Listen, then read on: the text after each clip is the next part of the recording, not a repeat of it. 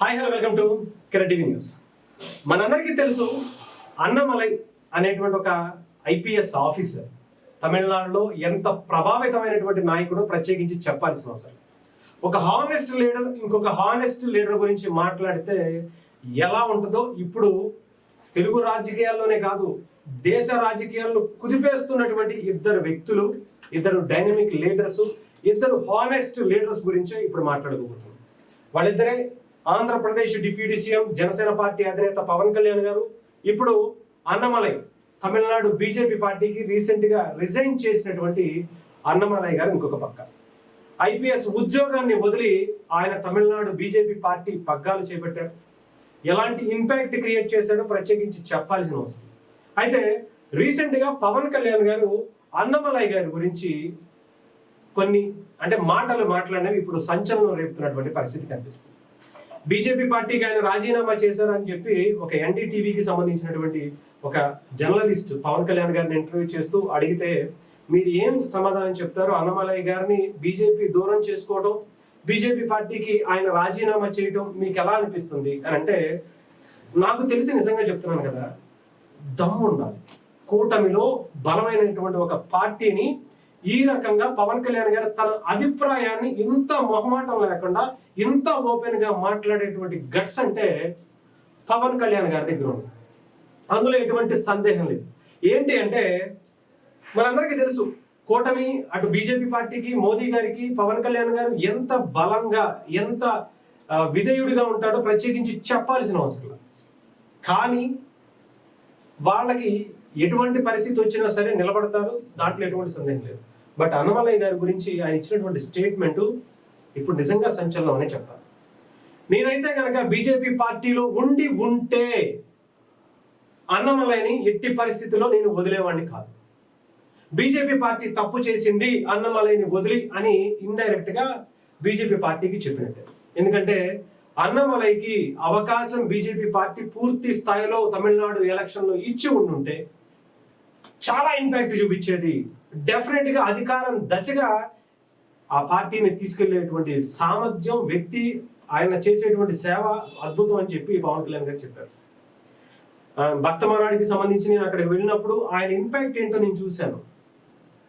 అక్కడ ఆయన చేసేటువంటి పనులు, ఆయన చేసేటువంటి ఇంపాక్ట్ పనులు చాలా ఉన్నాయి. అవన్నీ కనుక ఆయనకు ఫుల్ ఫ్లెడ్జ్డ్ గా అవకాశం ఇచ్చి ఎలక్షన్స్ లో పొత్తుల విషయంలో కావచ్చు, ఇంకొకటి విషయంలో కావచ్చు, ఆయనకు ఒక మంచి అవకాశం ఆయనకు వదిలేసి ఉంటే చాలా అద్భుతమైనటువంటి రిజల్ట్ అన్నమలై గారు తీసుకొచ్చేవారు అని ఆయన ఒపీనియన్. అంటే ఆయన ఒక పార్టీ అధినేతగా కాకపోయినా, ఆయన పార్టీకి సంబంధించినటువంటి ఆ కూటమిలో భాగమైన కాకపోయినా, ఆయన వ్యక్తిగత అభిప్రాయాన్ని మాత్రం చెప్పారు. బీజేపీ పార్టీ ఆ పార్టీలో నేనుండి ఏదో ఒక రకంగా ఆయన్ని కొంచెం మాట్లాడో, ఇంకొకటి చేసో, ఏదో ఒకటి చేసి ఆయన్ని మాత్రం పార్టీని వదిలి వెళ్ళేటువంటి పరిస్థితికి మాత్రం నేను తీసుకొచ్చేవాడిని కాదు. డెఫినెట్ గా నాకు అవకాశం ఉంటే మాత్రం నేను చేసేవాడిని అని చెప్పి పవన్ కళ్యాణ్ గారు చెప్పారు. మరి నిజంగానే ఇప్పుడు పవన్ కళ్యాణ్ గారు ఆ దశగా ఎలాంటి ఏమన్నా కార్యక్రమాలు చేస్తారా? అన్నమలై గారు అన్న అని చెప్పి పవన్ కళ్యాణ్ గారిని అనేక సందర్భాల్లో ఆయన సంబోధిస్తూ ఉంటారు. అలాంటి ఒక అన్న మాట ఇప్పుడు అన్నమలై గారు వింటారా? ఆయన విన్న ఆయనకు పూర్తి స్థాయి బాధ్యతలు బీజేపీ ఇచ్చేటువంటి అవకాశం ఉందా? బీజేపీ ఆయన్ని వదులుకుంటే డెఫినెట్ గా తమిళనాడును వదులుకున్నట్టేనా అంటే ఆదర్శగానే అనిపిస్తుంది. బీజేపీ పార్టీ ఒక్కసారి ఆలోచించుకోవాల్సింది.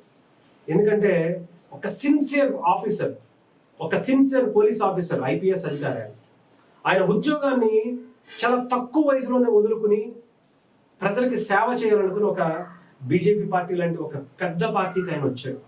వచ్చినప్పుడు ఆయనకి మంచి బాధ్యతలు ఇచ్చారు. కరెక్ట్ గా ఎలక్షన్ దగ్గరికి వచ్చేటప్పటికి ఆయన తప్పుకోవడం, తప్పించడం, ఇవన్నీ పరిణామాలు చూస్తుంటే ఆయనకి ఇబ్బందికర పరిస్థితులు వచ్చాయేమో అనిపించింది. నొచ్చుకోకుండానే బీజేపీ పార్టీని ఎక్కువగా ఏమీ ఇబ్బంది పెట్టకుండా ఆయన కూడా బయటకు వచ్చి సొంత పార్టీ పెట్టాలనేటువంటిది కనిపిస్తూ ఉంది. సొంత పార్టీ ప్రకటన కూడా చేయబోతున్నారు అన్నట్టుగా కూడా కనిపిస్తూ ఉంది.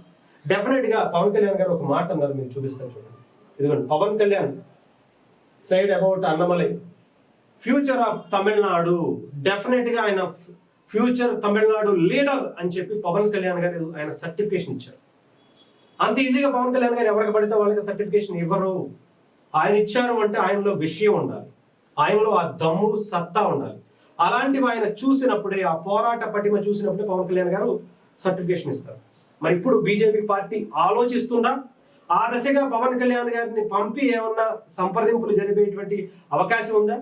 చాలా మంది అనుకుంటున్నారు ఈవెన్ అన్నమలై గారు రాజీనామా చేసిన తర్వాత కొంత బీజేపీ పార్టీ సంప్రదింపులు జరిపింది అని, అయినా కూడా ఆయన రాజీనామాకే సిద్ధపడ్డారు అనేటువంటిది. పవన్ కళ్యాణ్ గారిని పంపించుంటే పరిస్థితి వేరుగా ఉండేది అనేది ఇప్పుడు కనిపిస్తుంది. ఎందుకంటే రీసెంట్ గా పవన్ కళ్యాణ్ గారు అన్నమలై గారి బర్త్డే సందర్భంగా ఒక విషెస్ చేశారు. ఆయన కూడా గౌరవంగా పవన్ కళ్యాణ్ గారికి రిప్లై ఇచ్చినటువంటి పరిస్థితి కూడా కనిపించింది. ఈ టైంలో వాళ్ళిద్దరి మధ్య ఉండేటువంటి సాన్నిహిత్యం కావచ్చు, వాళ్ళిద్దరికి అంటే రాజకీయాలకు సంబంధం లేకుండా ఒక మంచి బాండింగ్ ఏర్పడింది. ఒక అన్నదమ్ముల బాండింగ్ కావచ్చు, ఒక సిన్సియర్ హానెస్ట్ లీడర్స్ ఉండేటువంటి ఆ బాండింగ్ కావచ్చు వాళ్ళిద్దరి మధ్య ఉంది. సో దానిని ఇప్పుడు పవన్ కళ్యాణ్ గారిని ఉపయోగించుకుని ఏమన్నా ఆ ప్రయత్నం చేస్తే చాలా మంచి ఇంపాక్ట్ కనిపిస్తుంది. బట్ నాకు తెలిసి తమిళనాడులో మనందరికీ తెలుసు జాతీయ పార్టీలకి ఎప్పుడు అక్కడ అవకాశం ఇవ్వదు అనేటువంటిది మొన్న ఎలక్షన్స్తో మళ్ళీ ఒకసారి తేలిపోయింది. ఈ టైంలో మరి అన్నమలై గారు మళ్ళీ ఒక ప్రాంతీయ పార్టీ పెట్టి అలాంటి భావజాలంతో మళ్ళీ ముందుకు వెళితే డెఫినెట్గా సక్సెస్ అవుతారని అయితే నాకైతే అనిపిస్తుంది. పవన్ కళ్యాణ్ గారి లాగా ఆయనకి ఓపిక ఉంది, ఒక డైనమిక్ లీడర్, వాగ్దాటి, చాలా అద్భుతమైనటువంటి కరేజా ఉన్నటువంటి వ్యక్తి ఆయన. సో డెఫినెట్గా ఒక మంచి హానెస్ట్ లీడర్ని తమిళనాడు ప్రజలు ప్రాంతీయ పార్టీ పెడితే స్వాగతిస్తారు, అందులో ఎటువంటి సందేహం లేదు. సో ఆయన సక్సెస్ అవ్వాలని కోరుకున్నాం. బట్ ఏదేమైనా సరే ఒక మంచి లీడర్ని మాత్రం తమిళనాడు ప్రజలు వదులుకోకూడదని మాత్రం భావిద్దాం.